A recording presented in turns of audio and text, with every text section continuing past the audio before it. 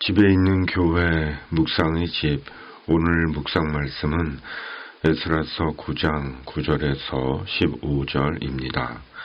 성경 읽기 새번역.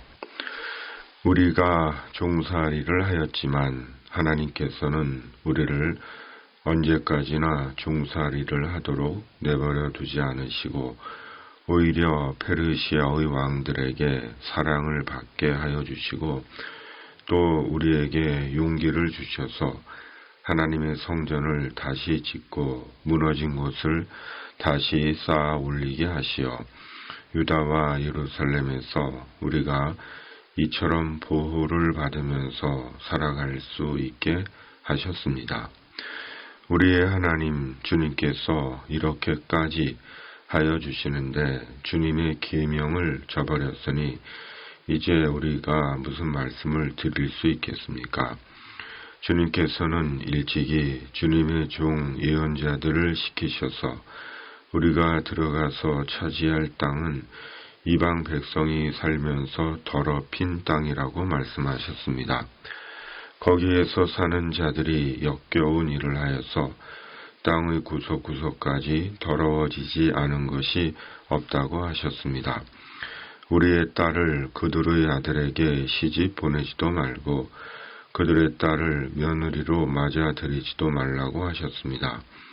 우리가 강해져서 그 땅에서 나는 좋은 것을 먹으며 그 땅을 우리 자손에게 영원한 유산으로 물려주려면 그 땅에 있는 백성이 번영하거나 성공할 틈을 조금도 주지 말아야 한다고 하셨습니다. 우리가 당한 일은 모두 우리가 지은 죄와 우리가 저지른 크나큰 잘못 때문입니다.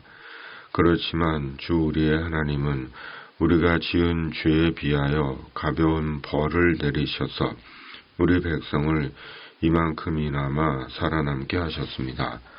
그러므로 다시는 주님의 계명을 어기지 않아야 하였습니다. 역겨운 일을 저지르는 이방 백성들과 결혼도 하지 않아야 하였습니다. 이제 주님께서 분노하셔서 한 명도 남기지 않고 없애버리신다고 해도 드릴 말씀이 없습니다. 그렇지만 주 이스라엘의 하나님, 주님은 너그러우셔서 우리를 이렇게 살아남게 하셨습니다. 진정 우리는 우리의 허물을 주님께 자백합니다. 우리 가운데서 어느 누구도 감히 주님 앞에 나설 수 없습니다. 아멘. 에스라의 회개 기도 두 번째. 에스라의 회개 기도가 이어집니다. 에스라는 이스라엘의 죄 때문에 이스라엘이 비록 종살이를 했지만 곧 이국의 노예가 되었지만 하나님께서 언제까지나 종으로 살게 하시지 않으셨다고 합니다. 무슨 말입니까?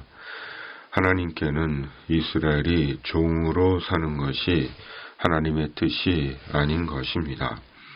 거룩하고 자유로운 하나님의 백성으로 하나님을 섬기며 하나님의 보호하심 속에 사는 것이 하나님의 뜻입니다. 그리고 하나님은 페르시아 고레스 왕을 통해 이스라엘에게 다시 기회를 주신 것입니다. 그럼에도 이스라엘은 다시 하나님께 죄를 지은 것입니다.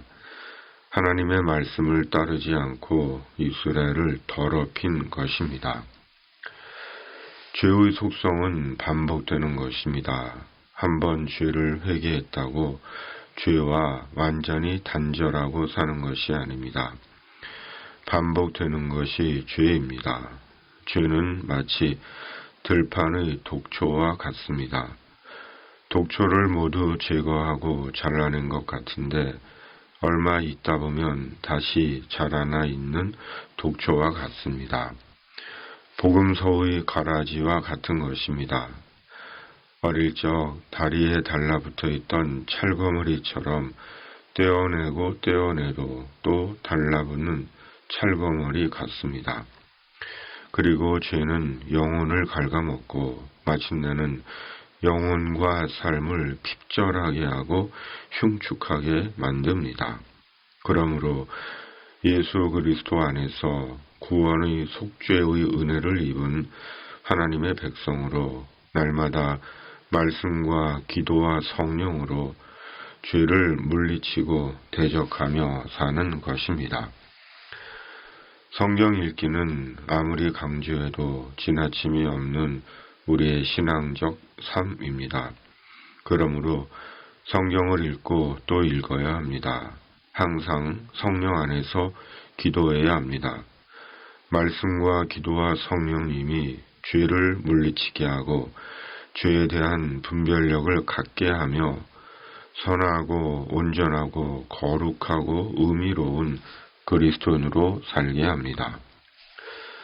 에스라는 이스라엘은 죄로 인해 모두 죽어 마땅하지만 1000번 죽어 마땅하지만 그래도 하나님은 너그러우셔서 우리를 남겨주셨다고 기도합니다. 그리고 누구도 당당하게 감히 하나님 앞에 나설 수 없다고 자백합니다. 무슨 말입니까?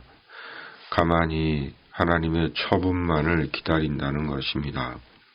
겸손히 자신과 이스라엘을 하나님 앞에서 낮춘 것입니다. 죄를 가지고서 하나님 앞에 설 수 있는 사람은 없습니다. 죄를 가지고서는 결코 하나님 앞에 서지 못합니다. 하나님은 너무도 거룩하시고 영광스러우시기 때문입니다. 말로 다 표현할 수 없는 거룩, 영광, 그 자체이시기 때문입니다.